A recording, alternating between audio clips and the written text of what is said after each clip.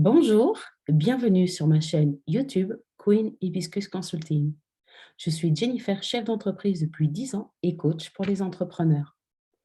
Aujourd'hui, notre thème sera l'auto-entrepreneur. Quel est son statut?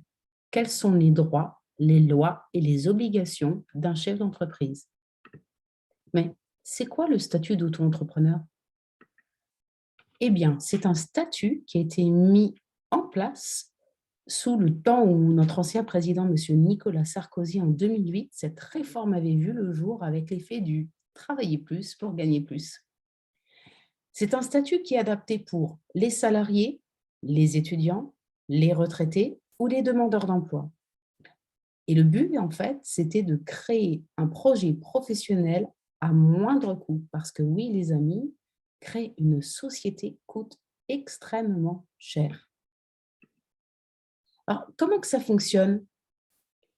Le principe, vous avez du chiffre d'affaires, donc ça veut dire des entrées d'argent, vous payez des cotisations sociales.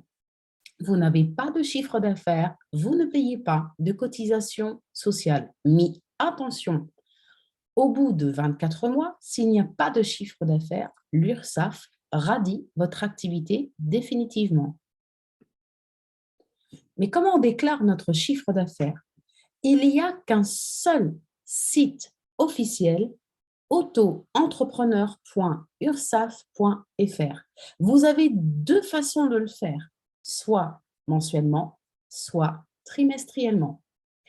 Je vous conseille toutefois de faire très très attention aux arnaques, aux faux sites ou à des sociétés commerciales. Cette déclaration est totalement gratuite.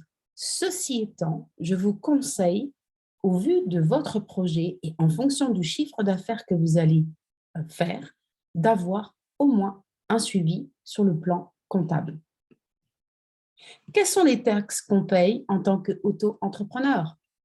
Nous avons l'impôt sur le revenu, la cotisation foncière des entreprises, c'est ce qui vous donne le droit aux formations, donc les fameux CPF, et vous avez la taxe sur la valeur ajoutée. En gros, c'est un impôt sur la consommation. Bien sûr, en tant qu'auto-entrepreneur, nous avons exactement les mêmes obligations qu'une société classique. C'est pourquoi, également, j'ai été surprise avec le temps et l'expérience que le statut d'auto-entrepreneur, en fonction du plafond du chiffre d'affaires, on pouvait être assujetti à la TVA. Voilà pourquoi il est important d'être suivi par un comptable. Les cotisations sociales, en fait, elles sont calculées en fonction de votre chiffre d'affaires, de votre activité, selon le secteur, mais aussi le type d'activité. Nous avons deux types de régime social. Vous avez la sécurité sociale des indépendants, anciennement régime social des indépendants, ou vous avez la CIPAV. Là, c'est pour les professions libérales, architectes, géomètres ou même les formateurs. Et la facturation, comment que ça se passe en fait? Il est important de savoir qu'il vous faut absolument un logiciel norme française de facturation pour mieux suivre vos comptes. Allons plus en détail. En tant que chef d'entreprise, vous avez l'obligation de suivre votre comptabilité. Mais comment? En ayant ce fameux logiciel de facturation pour pouvoir faire et des devis et des factures, ce qui vous facilitera réellement la déclaration de votre chiffre d'affaires sur le site de l'URSSAF. Bien sûr, il est important d'avoir une excellente gestion des comptes et ce logiciel vous donnera effectivement le montant global de tout l'argent qui est rentré au sein de votre société. Et la gestion des comptes se fait comment? Il faut savoir que la loi Pacte du 22 mai 2019 ne nous rend aucune obligation d'avoir un compte professionnel. Premièrement, parce que eh bien, les frais sont plus élevés. Deuxièmement, en tant qu'auto-entrepreneur, vous n'avez pas de nomination sociale de votre activité. C'est-à-dire que le nom de l'entreprise ne figure pas sur vos papiers. C'est votre nom et votre prénom personnel. Maintenant, je vous conseille vivement de dissocier vos comptes personnels de vos comptes professionnels. Si vous êtes salarié, par exemple, et j'en perds mon latin, nous ne voulons pas mélanger nos dépenses et nos entrées par rapport à ce que notre employeur nous donne. Et si j'ai une activité à côté, donc un complément de revenu, je préfère dissocier pour ne pas tout mélanger.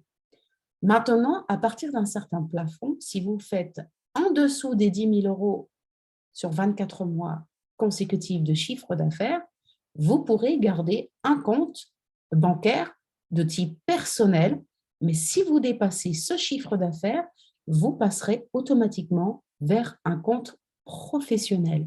Et oui, les amis, parce que ça veut dire que votre business est lucratif et ça veut dire qu'il faudra peut-être réfléchir à une évolution de statut. Mon prochain tuto, on va parler de la société à responsabilité limitée. Une fois que vous aurez évolué dans votre entreprise, que votre chiffre d'affaires il est régulier, selon votre projet et ce que vous allez faire, eh bien, il va falloir penser à quel autre statut. Le prochain tuto que je vous prépare, nous allons parler des lois, des droits et des obligations d'un gérant pour une société à responsabilité limitée. En tout cas, je vous remercie d'avoir pris le temps de m'écouter, d'avoir entendu tout ce que je vous ai conseillé et je vous dis à très bientôt.